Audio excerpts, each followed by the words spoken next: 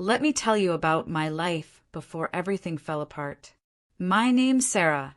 Well, that's not my real name, but let's keep it simple for now. Jake and I had been married 6 years. We weren't perfect, but we were happy, or so I thought. He worked as a financial advisor, always boasting about his networking skills, while I ran a small Etsy shop selling handmade candles. It wasn't glamorous, but it paid the bills and gave us weekends off to binge Netflix or host dinner parties with friends. Our home was cozy, a fixer-upper we'd poured our hearts into. Every Thanksgiving, I cooked up a storm. Turkey, mashed potatoes, cranberry sauce, the works. Friends and family would gather around our table, laughing and sharing stories. To everyone, including me, it looked like the picture-perfect marriage. But 2 weeks before Thanksgiving, I found her lipstick in his jacket pocket, bright red, glossy, and screaming guilt. When I confronted him, Jake stammered something about a group Halloween party where he'd loaned his coat to a coworker. Yeah, right. His lies didn't sit well, but they also didn't prepare me for what came next. That night, after Jake fell asleep early, I crept downstairs and went through his phone. What I found made my blood boil. Texts, photos, videos, all of them with Megan, his co-worker, a bleach blonde wannabe influencer who probably spent more time editing selfies than breathing fresh air. And the worst part, not only was Jake cheating on me, but he was actively trashing me to her. One text read, "She doesn't understand me like you do." Another, "I can't wait until she figures it out so I can leave her ass." It got worse. Jake had invited Megan to our Thanksgiving dinner under the guise of she doesn't have family nearby. He wanted her there to rub salt in my wound. Instead of losing my mind, I smiled. Because if Jake wanted drama at Thanksgiving, I was going to give him the performance of a lifetime. What hit hardest wasn't just the affair. It was the sheer audacity of it all. Jake had planned this meticulously. He didn't just cheat, he humiliated me. He made jokes about me behind my back. He treated our marriage like some expendable contract he could shred whenever it suited him. And Megan? She wasn't just a side piece, she was complicit. In one video, she laughed about how clueless I was, mocking my candle-making hobby like it was pathetic. When I saw those messages, something inside me snapped. This wasn't just infidelity, it was calculated cruelty. They didn't just want each other, they wanted to destroy me. But here's the thing, revenge isn't about rage. It's about strategy. For 2 days, I couldn't get out of bed. I cried until my throat hurt.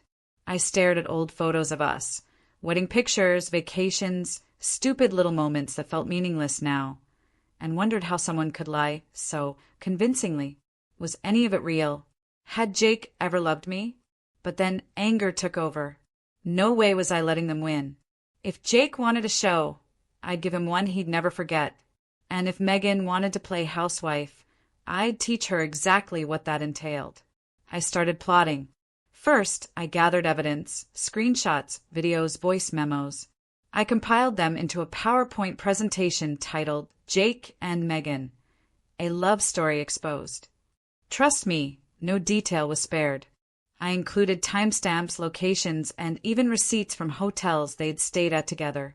Then, I sent anonymous copies to Jake's boss, his parents, and a few key colleagues. Why? Karma loves collateral damage. Next, I prepared the dinner itself. Turkey, stuffing, pumpkin pie, all the classics. Except this year, I added a special dish. A casserole filled with raw turkey guts. Let's call it homewrecker surprise. Oh, and I made sure Megan sat directly across from the TV screen where my PowerPoint would play. Finally, I packed Jake's bags and left them in the garage. By the end of the night, he wouldn't have a choice but to leave for good. Thanksgiving arrived, and Megan strutted in wearing a tight black dress that screamed, "Try hard." She handed me a bottle of cheap wine and said, "Thanks for having me." Like she belonged there. Like she hadn't slept with my husband. I smiled sweetly and replied, "Of course. You're practically family." As everyone settled at the table, I stood up and raised my glass. Before we eat, I just want to say how grateful I am for family, friends, and clarity. Because sometimes clarity comes when you least expect it. Then I pressed play on the slideshow. The room fell silent as screenshots of Jake's texts flashed across the screen. Gasps echoed around the table. His mom dropped her fork. His dad muttered, "What the hell?" Meanwhile, Jake turned ghost white and Megan tried to hide her face. But I wasn't done yet. "Megan," I said, walking toward her with a casserole dish, "I wanted to make sure you felt welcome today. So, I made you something extra special." I dramatically removed the foil, revealing the gory mess inside. Without hesitation, I dumped the entire thing onto her lap. She shrieked, leapt up, and bolted for the bathroom, leaving a trail of slime behind her. Jake jumped up too, yelling, "Sarah, what the fuck?" I blocked his path. "Oh, no, you don't. Your stuff's in the garage. Also, I emailed your boss. Have fun explaining yourself tomorrow." He froze. For once, he had nothing to say. Instead, he grabbed his coat and stormed out, dragging Megan along with him. As the door slammed shut, my mom raised her glass and said, "Best Thanksgiving ever." By Monday morning, Jake's career was circling the drain.